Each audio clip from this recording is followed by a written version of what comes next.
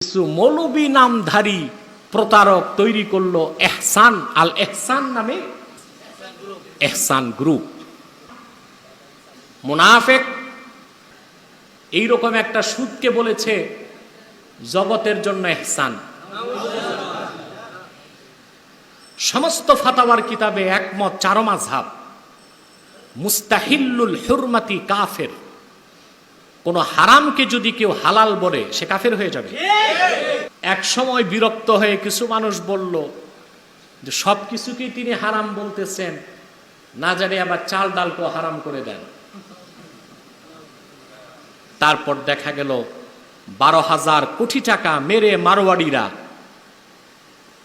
বাংলাদেশ থেকে শেয়ার ব্যবসা চম্পট, অর্ধেক তারা নিল, অর্ধেক আমাদের দেশে এক দরবেশ আছে উনি খাইছে। আমি আর নাম নাই বা বললাম, আপনারা ওই দরবেশকে চিনেন। আমি বুঝি না ইসলামিক ফাউন্ডেশন কি করে, এত বড় ফাউন্ডেশন শেখ সাহেব করে গেছে। হ্যাঁ, বুক ভরা আশা নিয়া যে ফাউন্ডেশন সারা দেশে ইসলামের পক্ষে কাজ করবে। উযু করার সময় নিয়ত করবেন, আল্লাহ এই হাতে সুদের টাকা ধরব না, ঘুষের টাকা দিব না, সুদও দিব না। সুদের কথায় চুপ হয়ে গেলেন আপনারা। আরে কি চুপ না হয়ে করবেন কি? অনেক মৌলবী বক্তা এখন সুদখোর হয়ে গেছে।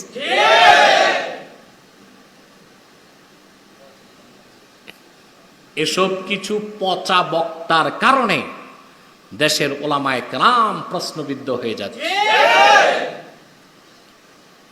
প্রাসঙ্গিক বলতে হচ্ছে, আজ থেকে 12-13 বছর আগে বাংলাদেশটাকে গ্রাস করেছিল ডেস্টিনি।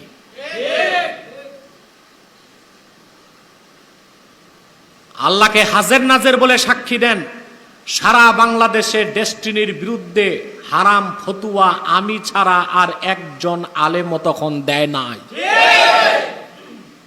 কেন? তারা তো জানতেন এটা হারাম।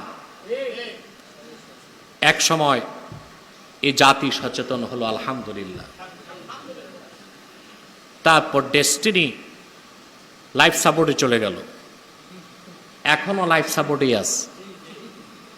কথা বলেন না?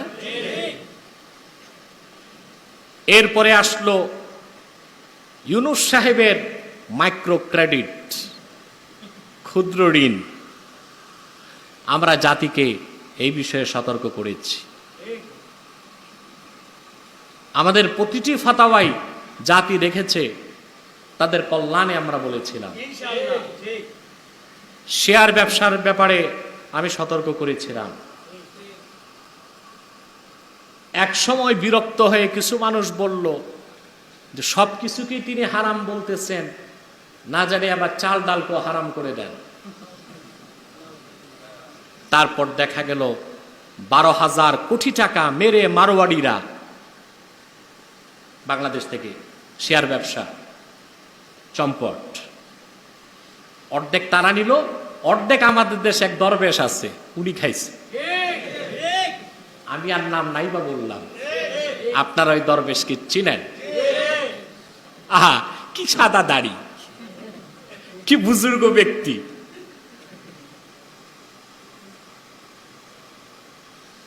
কাল কিয়ামতের দিন তার সম্পদ যদি উঠানো হয়, তার প্রত্যেকটা সম্পদের ইট এবং কণায় কণায় বাংলার মুসলমানের রক্তের দাগ পাওয়া যাবে। এ সমস্ত লম্পট সুদখোর ব্যবসায়ীরা আবার বড় বড় কথা বলে বাংলাদেশ। আমরা সতর্ক করেছিলাম। তারপর ইদানিং আসলো ই ভ্যালি, এটাও আইসিইউতে চলে গেছে। কথা বলেন না? এরপরে ই অরেঞ্জ, এটার অবস্থা এখন অনেকটা ধরা পড়ে গেছে।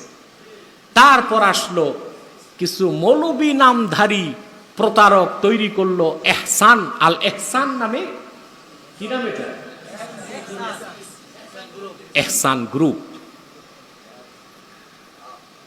1 টাকা 2 টাকা এদেশের নিরীহ আলেম যারা সারাটি বছর মাদ্রাসায় চাকরি করে কিছু টাকা জমাইছে, ঠিক কিনা? পরহেজগার মানুষ, পীরের মুরিদ, সারা জীবনের কামাই নিয়ে তাদের কাছে দিছে। তারা বলেছে এটা হালাল ব্যবসা। তারপরে 1 টাকা 2 টাকা নয়, 17,000 কোটি টাকা মেরে দিস। জাতি ধোকায় পড়তো না। কিছু মাথা মোটা মৌলবী, কিছু মাথা মোটা মৌলবী টাকার ধান্দায় পড়ে, লোভে পড়ে জনগণকে ধোকা দিস।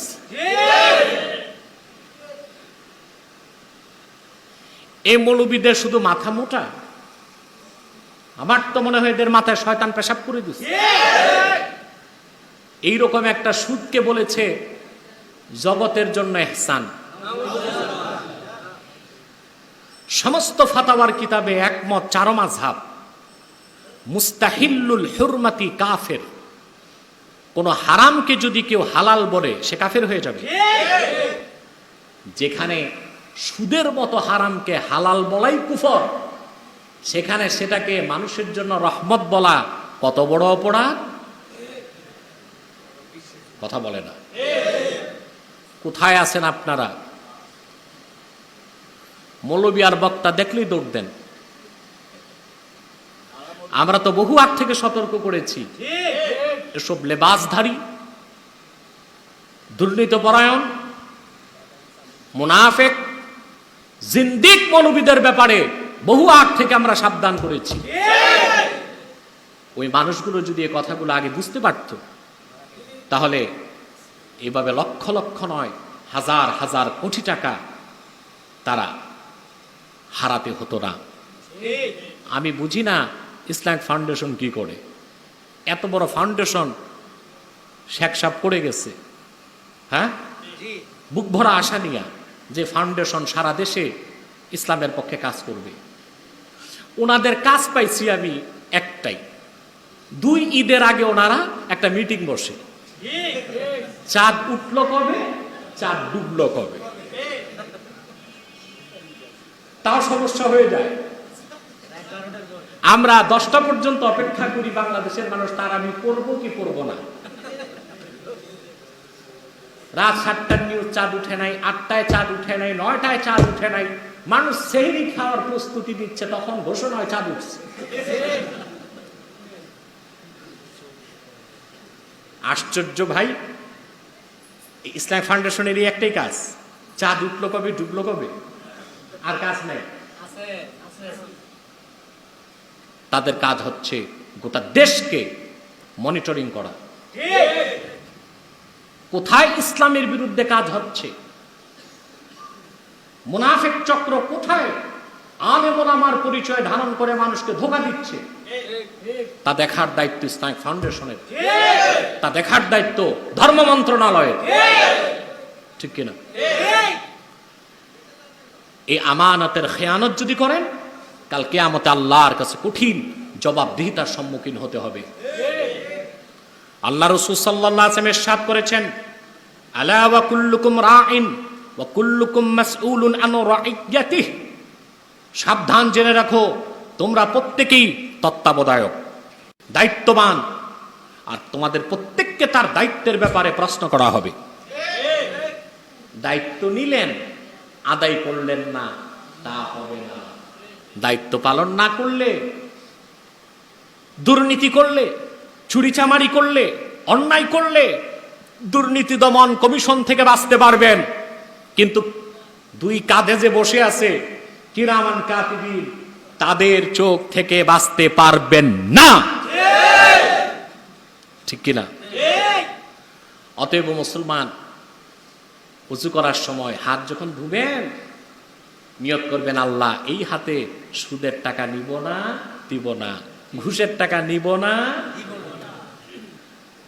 পা ধোয়ার সময় নিয়ত করবেন আল্লাহ এই পা নিয়ে তোমার ঘর মসজিদে যাব, আমি সিনেমা হলে যাব না, মদের বারে যাব না, ক্লাবে যাব না, ইসলাম বিরোধী কাজ হয় এমন মিটিং মিছিল অনুষ্ঠানে যাব না। এই নিয়তের কারণে বাহ্যিক পবিত্রতার সাথে আপনার আত্মিক পবিত্রতা হয়ে যাবে। আল্লাহু আকবার বলে যখন দাঁড়াবেন, আল্লাহর রহমতের নজর আপনার দিকে চলে আসবে। নামাজ যত লম্বা হবে মজা ততই পেতে থাকবে।